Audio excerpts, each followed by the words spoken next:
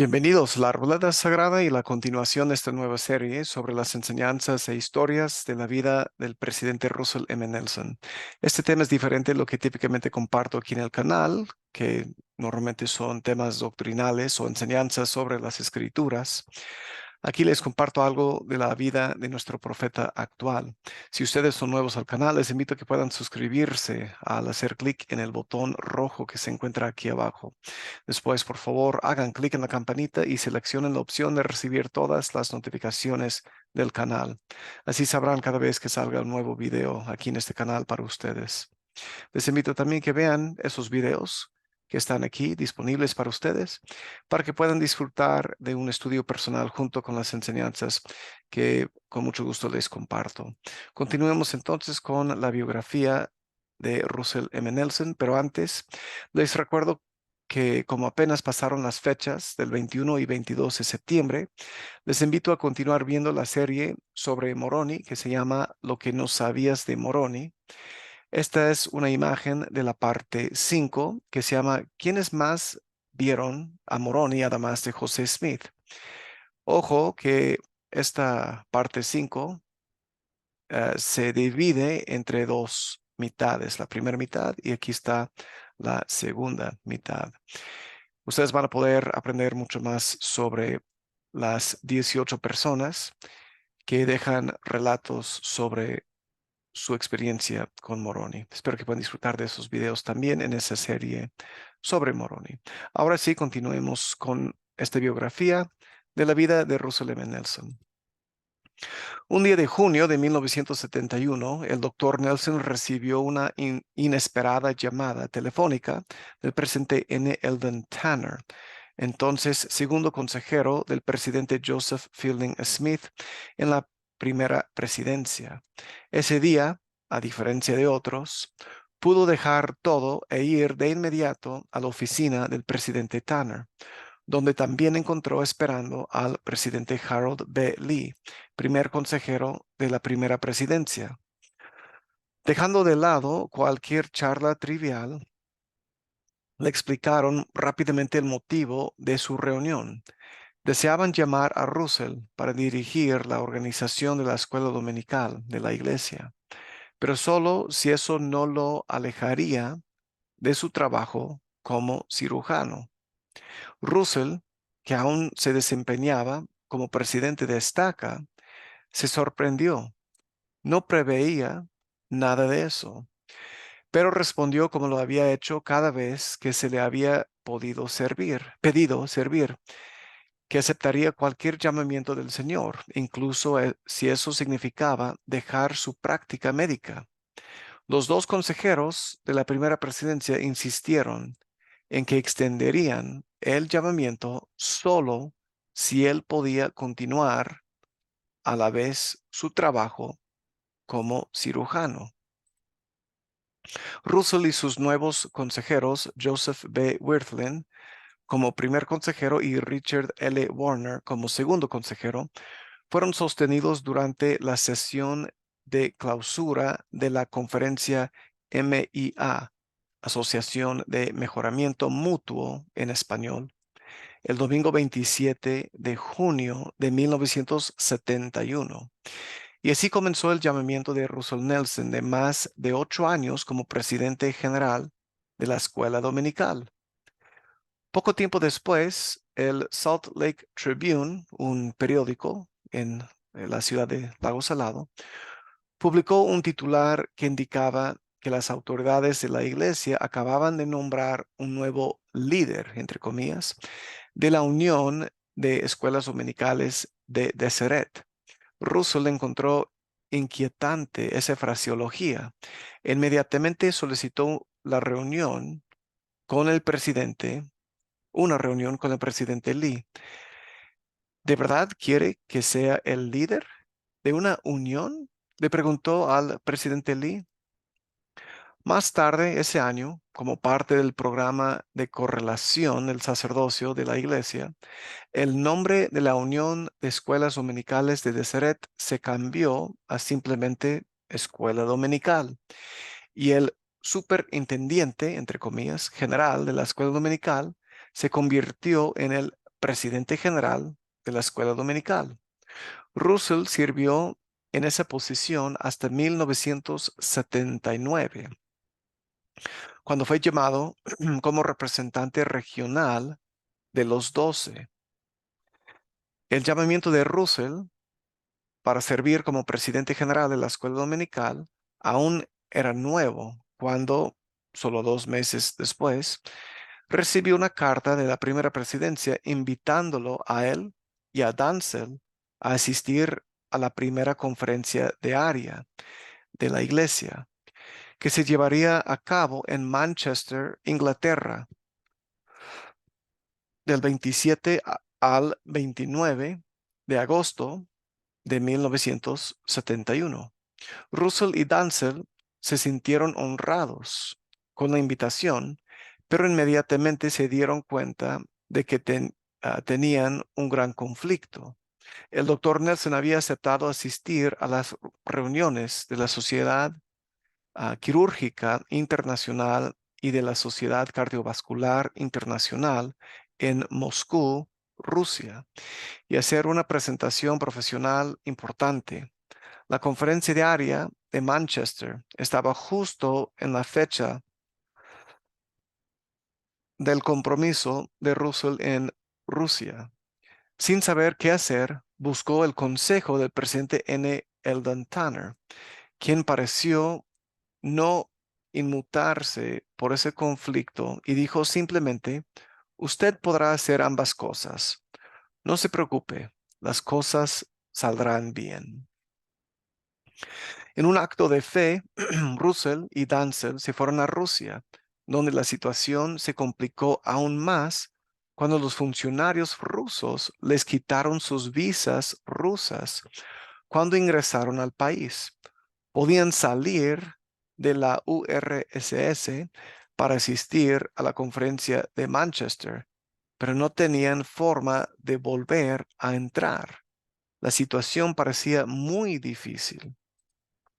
Russell intentó todo lo que se le ocurrió, gestionando en ruso, francés e inglés, según la necesidad, para tratar de obtener permiso para salir de Rusia durante varios días y luego regresar. Finalmente, un funcionario del gobierno les dijo que su única esperanza era apelar a la oficina del ministro de Relaciones Exteriores, Andrei Gromyko, quien luego se convertiría en el presidente de Rusia. Fueron a la oficina de Gromyko y literalmente esperaron todo el día en busca de ayuda. Solo 4 horas antes de su vuelo a Inglaterra, la oficina de Gromyko finalmente les otorgó visas excepcionales que les permitieron salir del país y regresar. Cuando el presidente Tanner se enteró de lo que había ocurrido, dijo: les dije que funcionaría. Fue una experiencia que aumentó nuestra fe, dijo Russell, ver el cumplimiento de la promesa del presidente Tanner. Todas las molestias y preocupaciones por esa visa valieron la pena. El presidente Joseph Fielding Smith, entonces presidente de la iglesia, acababa de perder a su esposa, Jessie Evans Smith, y todos estaban preocupados por su bienestar. Sin embargo, fue del anciano presidente de la iglesia que el nuevo presidente general de la escuela dominical aprendió una persuasiva lección de liderazgo. Poco después de la llegada de los Nelson a Manchester, tuvieron allí una reunión especial con el presidente Smith y con otras autoridades generales y oficiales generales. El presidente Smith pidió a la mayoría de los asistentes en la sala que informaran sobre sus áreas de responsabilidad personal. Después de escuchar lo que los demás tenían que decir, el presidente Smith se puso de pie y dijo: quiero que sepan que mi gran amor, quiero que sepan de mi gran amor por ustedes. Toda mi vida he tratado de prepararme para poder asistirles en su gran ministerio. Entonces, si puedo serles de alguna ayuda en las grandes responsabilidades que tienen, eso es lo que quiero hacer. Russell se sorprendió al darse cuenta de que el profeta no había dado una andanada de pros y contras, sino que había expresado su amor y deseo de ayudar. Fue una lección en la que confiaría a menudo en los siguientes años y que moldeó sus ah, aptitudes naturales para guiar, enseñar y animar en lugar de liderar a través de demostraciones de celebridad y poder. Fue un deleite espiritual para Russell y Danzel estar 3 días en presencia de la primera presidencia y de otros líderes principales de la iglesia en la conferencia de área de Manchester. Pero ese viaje también le mostró al doctor Nelson algo de lo que él no estaba al tanto.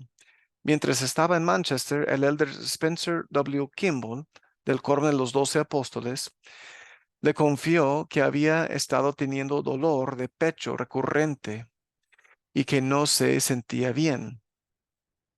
Al regresar a Salt Lake City, el doctor Nelson realizó una arteriografía coronaria selectiva y otras pruebas que revelaron dos problemas graves: una obstrucción importante en la arteria izquierda frontal descendente y una válvula aórtica en deterioro, perdón, deterioro. El elder Kimball tenía 77 años y había tenido problemas de salud durante varios años. El riesgo de un solo reemplazo de válvula aórtica en un hombre de esa edad era alto. El riesgo de una operación de injerto coronario a esa edad también era alto. Hacer ambas cosas al mismo tiempo era impensable, y el doctor Nelson se lo dijo al elder Kimball. Con ese grave diagnóstico de su cirujano, a principios de marzo de 1972, el elder Kimball pidió una reunión con el presidente Harold B. Lee para analizar su situación. La hermana Camila Kimball, el doctor Ernest Wilkinson, médico del elder Kimball, y el doctor Nelson también estuvieron en la reunión. El elder Kimball comenzó la reunión diciendo esencialmente: me está yendo mal y así no voy a vivir mucho, y quiero que mi internista se lo explique. Entonces el doctor Wilkinson confirmó que el elder Kimball tenía un mal funcionamiento de la válvula aórtica, que la válvula estaba deformada y tenía fugas, y que también tenía un estrechamiento grave de la arteria coronaria principal. En ese momento el elder Kimball apenas podía levantarse de la cama. El doctor Wilkinson corroboró que lo mejor que podía ofrecerle al elder Kimball a través de la atención médica tradicional era una esperanza de vida de unas pocas semanas. Luego el presidente Lee le preguntó al doctor Nelson si una operación podría corregir esos problemas y cuáles eran las probabilidades de supervivencia. El doctor Nelson explicó: quirúrgicamente tendría que someterse a dos operaciones al mismo tiempo, una para reemplazar la válvula aórtica defectuosa y la otra para injertar la arteria coronaria obstruida y así hacer un injerto de derivación. No tenemos experiencia en operar a un hombre de 77 años con insuficiencia cardíaca haciendo esas dos operaciones a la vez, una operación de válvula y una de coronaria. Que yo sepa, nunca se ha hecho antes. Eso implicaría un riesgo extremadamente alto. Como cirujano, no puedo recomendar la operación. El presidente Lee preguntó entonces cuáles serían los riesgos si el doctor Nelson procediera con la operación. Son incalculablemente grandes, respondió Russell, repitiendo nuevamente, no recomendaría una operación. En ese momento, el elder Kimball dijo, ahí lo tienen, hermanos. Soy un hombre viejo y listo para morir. Es mejor que alguien más joven venga al quórum y haga el trabajo que yo ya no puedo hacer. Con esto, el presidente Lee se puso de pie, golpeó el escritorio con el puño y ah, ener- declaró energéticamente, Spencer, tú has sido llamado. No te puedes morir. Debes hacer todo lo que necesitas para cuidarte y seguir viviendo. El elder Kimball respondió de inmediato en un acto de fe. Muy bien, entonces me operaré. Esa declaración del elder Kimball hizo llorar a la hermana Kimball y casi le provoca un infarto al cirujano cardiovascular. El peso de esa decisión y la gravedad de la situación pasó instantáneamente al doctor Nelson. Mi corazón se abatió, dijo Russell. Sabía lo que él necesitaba y también sabía que nunca antes se había hecho esto. No sabía si alguien lo había hecho antes, pero sí sabía que yo no lo había intentado. Estaba yo sentado junto al elder Kimball, continuó el doctor Nelson, y acababa de decirle que no aconsejaba esa operación. Ac- Acababa de explicar que eso nunca se había hecho antes en un hombre de su edad, con insuficiencia cardíaca. Yo sabía que tendría que corregir dos problemas importantes en una sola operación o él no tendría ninguna posibilidad de sobrevivir. Tuve este pensamiento muy claro. Oh, no, estás ahora en un rincón del que no puedes salir. Pero el elder Kimball no tomó su decisión basándose en un consejo médico, sino en la inspiración de sus líderes del sacerdocio, y fue obediente a ellos hasta ese extremo. El grupo acordó esperar hasta después de la conferencia general, a solo unas semanas de efectuarse, y luego continuar con la operación el 12 de abril. Durante el resto del mes de marzo, el doctor Nelson pensó en el procedimiento sin precedentes que iba a realizar en un profeta vidente y revelador. Oró al respecto y consideró cómo podría plantearlo. El peso de lo que él consideraba un mandato de la primera presidencia lo abrumaba.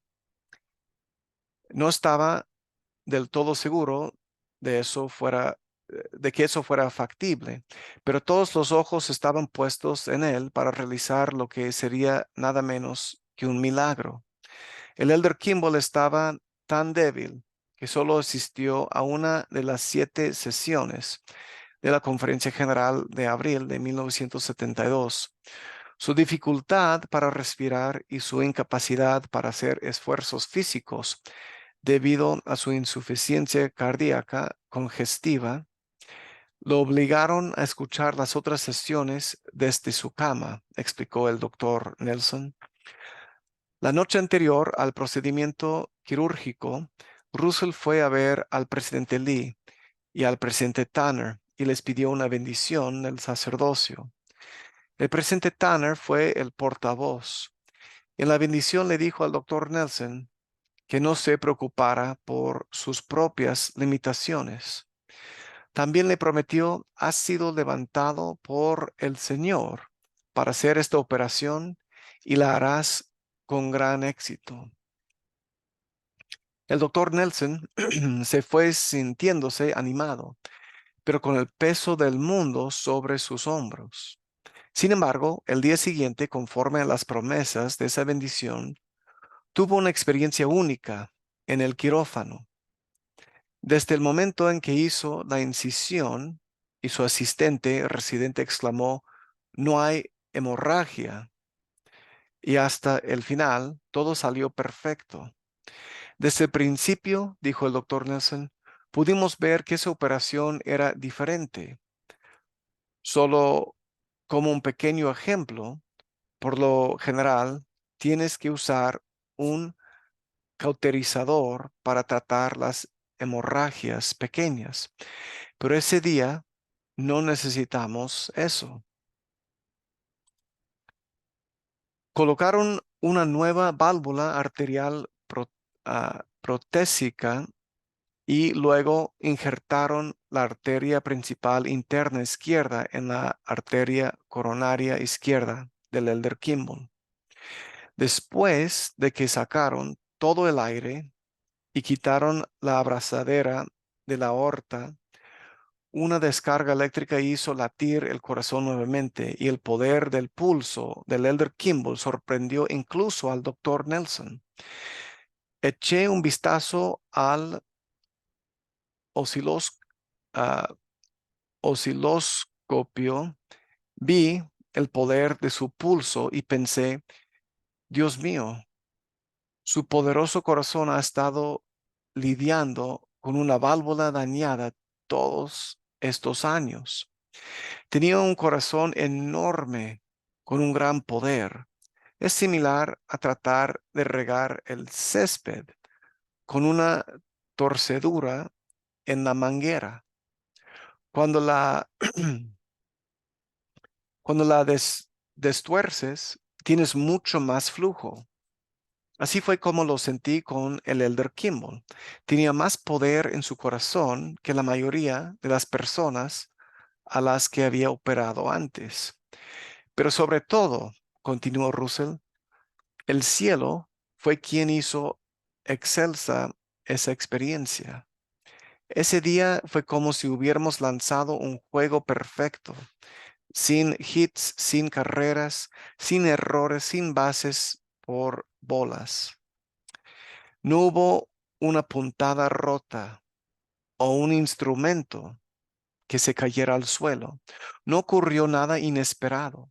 No hubo una sola falla técnica en una serie de miles de manipulaciones intrincadas. Cada paso fue perfecto. Ese día fuimos siervos del Señor. No hay duda al respecto. Mi ayudante residente apenas podía creer lo que estaba viendo. Como si como si el participar en un procedimiento quirúrgico impecable en un paciente que envejecía no fuera suficiente, había algo culminante adicional por venir. Cuando el doctor Nelson estaba concluyendo la operación, mientras aún estaba en el quirófano con su bata y mascarilla, tuvo una impresión espiritual ine- ah, inequívoca que ese hombre viviría para ser el presidente de la iglesia. Sabía que el presidente Kimball era un profeta, dijo el doctor Nelson. Sabía que era un apóstol, pero ahí me fue revelado que presidiría la iglesia. La impresión fue tan fuerte, tan clara, que el doctor Nelson apenas pudo contenerse mientras realizaba las maniobras de rutina para concluir la operación.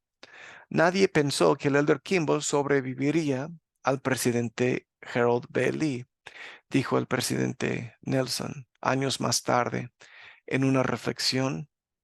Pero ese día el Espíritu del Señor me habló y me dijo que Spencer W. Kimball sería el presidente de la iglesia. En ese momento comprendí por qué el cielo había estado tan involucrado en esa operación perfecta. Ese fue un momento y un sentimiento que este cirujano nunca olvidó. Más tarde esa semana, cuando el elder Kimball estaba convaleciendo, el doctor Nelson compartió sus impresiones con él. Ambos lloraron, pero dijo Russell, sé que él no tomó ese sentimiento tan en serio como yo, porque sabía que el presidente Harold B. Lee, quien era de mayor rango que él en el quórum, era más joven y saludable que él, pero yo no podía negar las impresiones que había tenido. Al regresar del hospital, el elder Kimball y quedar establecido en su casa, el doctor Nelson le hacía frecuentes visitas a su domicilio y a menudo se detenía para ser el compañero de caminata posoperatoria del apóstol.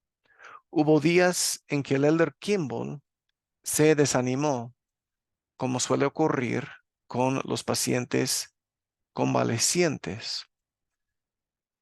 Lo que más temía el presidente Kimball era la discapacidad física. Recordó el doctor Nelson. Él no temía a la muerte, pero no quería ser una carga para las autoridades generales, para la iglesia o para su amada Camila. Le preocupaba que, aunque su vida podría haber sido prolongada, tal vez no pudiera regresar al servicio completo en la iglesia. Durante ese periodo, el doctor Nelson llegó a comprender cuán sabia era Camila Kimball.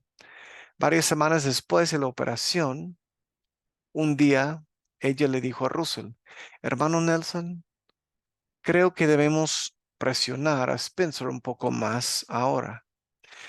Creo que ya lo hemos mimado lo suficiente. Ella tenía razón, dijo Russell. Llega un momento en ah, en la convalescencia de una enfermedad en que toda la atención, el cuidado y la alimentación con asistencia deben cesar y el paciente debe esforzarse un poco más. Ella supo de la manera más asombrosa que ese momento había llegado. El elder Kimball aún se estaba recuperando de la operación cuando el 2 de julio de 1972 falleció el presidente Joseph Fielding Smith. El presidente Harold B. Lee era el siguiente en la línea de sucesión para convertirse en presidente de la iglesia, lo que significaba que Spencer W. Kimball ahora era el segundo en línea de sucesión. Y como nuevo presidente del quórum de los 12 apóstoles, tendría más responsabilidades. El doctor Nelson ayudó a la hermana Kimball a vestir al elder Kimball para que pudiera asistir a la reunión del quórum de los 12 apóstoles cuando se reorganizó la primera presidencia. Las experiencias con Spencer W. Kimball en torno a la cirugía mayor a corazón abierto y el periodo de recuperación posoperativo fueron algunas de muchas otras que tendría un impacto duradero en Russell Nelson. Esas experiencias crearon un fuerte vínculo que llevaría al presidente Nelson muchas décadas después a declarar, aparte de mi padre, el presidente Kimball ha tenido más impacto en mi vida que cualquier otro hombre. Hemos terminado con esta parte de la vida del presidente Russell M. Nelson y se darán más detalles en el siguiente video. Sobre lo que hemos escuchado hoy en este video, hermanos, díganme qué aprendieron del profeta y qué les llamó la atención de esta parte de su vida. Dejen sus comentarios en la sección que se encuentra abajo y favor de compartir este video para que más personas puedan disfrutar de estas historias de la vida del presidente Nelson. Inviten a sus familiares y amigos a suscribirse al canal Y espero que aquí en este canal, La Arboleda Sagrada, ustedes hayan encontrado nuevamente su lugar apartado y especial en este caso específico, para aprender algo más sobre la vida del presidente Russell M. Nelson. Nos veremos en el próximo video aquí en la Arboleda Sagrada. Deseo que tengan un excelente día el día de hoy, mis queridos hermanos, que sigan viendo los videos para que puedan seguir estudiando y que puedan seguir compartiéndolos también. Les agradezco bastante esa ayuda. Un abrazo muy fuerte para ustedes. Cuídense mucho y nos veremos en el próximo video. Nos vemos. Cuídense. Chao.